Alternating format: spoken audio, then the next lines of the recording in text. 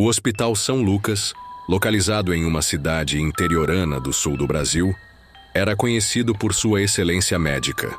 Construído na década de 1950, o prédio imponente de paredes brancas e janelas altas era um marco na região. Porém, nas últimas semanas, algo estranho começou a acontecer. Funcionários relatavam sons de passos nos corredores vazios, equipamentos que ligavam sozinhos e um frio inexplicável em certas alas. Enfermeira há 5 anos no hospital, Clara estava acostumada aos turnos noturnos. Naquela noite, porém, algo parecia diferente. O ar estava pesado e o silêncio era quase opressivo. Enquanto fazia sua ronda no 3º andar, ela ouviu um sussurro vindo da sala 307, um quarto que estava vazio há dias. Clara hesitou diante da porta da sala 307. A maçaneta estava gelada, mesmo com o calor abafado do verão brasileiro. Ela respirou fundo e abriu a porta lentamente. A luz fluorescente piscava, criando um efeito estroboscópico que fazia as sombras nas paredes parecerem se mover. O quarto estava vazio, como deveria estar, mas algo parecia errado. No chão, próximo à cama, havia uma mancha escura que parecia se espalhar lentamente, como se fosse líquida. Clara se ajoelhou para examiná-la, mas ao tocar o chão, percebeu que estava completamente seco. Ela olhou em volta tentando encontrar uma explicação, quando ouviu um sussurro baixo, quase imperceptível. Fique. Ela se levantou rapidamente, o coração acelerado. O sussurro parecia vir de todas as direções ao mesmo tempo. Clara olhou para o espelho no canto do quarto e viu uma figura alta e escura atrás de si. Ao se virar, não havia ninguém lá. Ela decidiu sair do quarto, mas ao fechar a porta, ouviu o sussurro novamente, desta vez mais claro. Você não pode escapar. Na manhã seguinte, o hospital estava em polvorosa. O Sr. Antônio, um paciente idoso que estava se recuperando de uma cirurgia, havia desaparecido durante a noite. As câmeras de segurança mostraram apenas estática no horário do ocorrido e nenhum funcionário lembrava de tê-lo visto saindo. Clara foi questionada pela diretoria, mas não mencionou o que acontecera na sala 307. Ela sabia que ninguém acreditaria nela. No entanto, ao revisar as câmeras, ela notou algo estranho. Em um dos frames, uma sombra parecia se mover pelo corredor, arrastando algo pesado. A sombra desaparecia logo em seguida, como se nunca tivesse estado lá.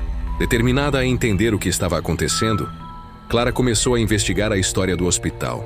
Ela descobriu que o São Lucas foi construído sobre os alicerces de um antigo sanatório, onde pacientes com doenças mentais eram submetidos a tratamentos desumanos. Muitos morreram ali, e rumores de que o local era mal assombrado sempre circularam entre os moradores mais antigos da cidade. Na biblioteca do hospital, Clara encontrou um diário antigo escrito por uma enfermeira que trabalhou no sanatório. As páginas falavam de experimentos secretos realizados por um médico chamado Dr. Almeida, que buscava curar doenças mentais através de métodos extremos. O diário mencionava uma entidade que o médico invocou, chamada de O Devorador, que se alimentava do medo e da dor dos pacientes. Clara decidiu explorar o subsolo do hospital, uma área restrita há décadas. Ela conseguiu uma chave com um funcionário mais antigo que lhe disse para ter cuidado. O subsolo era frio e úmido, com paredes de concreto rachadas e salas abandonadas, cheias de equipamentos médicos enferrujados. Em uma das salas, ela encontrou uma cadeira de restrição, com correias de couro gastas e manchas escuras que pareciam ser de sangue. Ao se aproximar, ouviu risadas baixas e ecoantes, como se várias pessoas estivessem rindo ao mesmo tempo. De repente, as luzes se apagaram e ela foi puxada para trás por uma força invisível. Quando as luzes voltaram, ela estava sozinha, mas com marcas de dedos em seu braço. Clara começou a pesquisar sobre a entidade mencionada no diário. Ela descobriu que, segundo lendas locais, o Dr. Almeida invocou algo do outro lado para curar seus pacientes, mas perdeu o controle. A entidade chamada de O Devorador se alimentava de almas e se manifestava através do medo. Ela percebeu que os desaparecimentos e os fenômenos estranhos no hospital eram obra dessa entidade, que estava se fortalecendo novamente. Clara sabia que precisava agir rápido, antes que mais pessoas desaparecessem. Outro paciente desapareceu, desta vez uma jovem grávida chamada Maria. As câmeras novamente não capturaram nada, mas Clara encontrou uma pegada molhada no corredor, levando até a sala 307.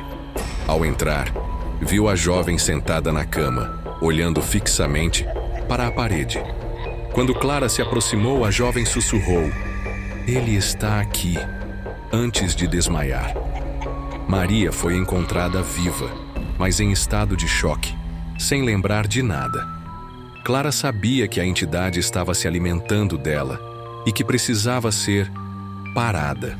Clara decidiu contar tudo ao Dr. Marcos, um psiquiatra do hospital que sempre foi cético em relação ao sobrenatural. Para sua surpresa, ele acreditou nela, revelando que também havia visto coisas estranhas, como sombras se movendo nos corredores e vozes sussurrando seu nome. Juntos, eles decidiram investigar mais a fundo, acessando arquivos antigos do hospital e conversando com funcionários mais antigos. Eles descobriram que o Dr. Almeida havia cometido suicídio no subsolo após perder o controle da entidade. No diário da enfermeira, Clara encontrou instruções para um ritual que supostamente poderia banir a entidade. O ritual exigia itens específicos, como velas pretas, sal grosso, um espelho quebrado e um objeto pessoal de alguém que tivesse sido afetado pela entidade. Clara e o Dr. Marcos começaram a reunir os itens, mas perceberam que a entidade estava tentando impedi-los. Equipamentos médicos caíam sozinhos, e eles eram perseguidos por sombras que se moviam rapidamente.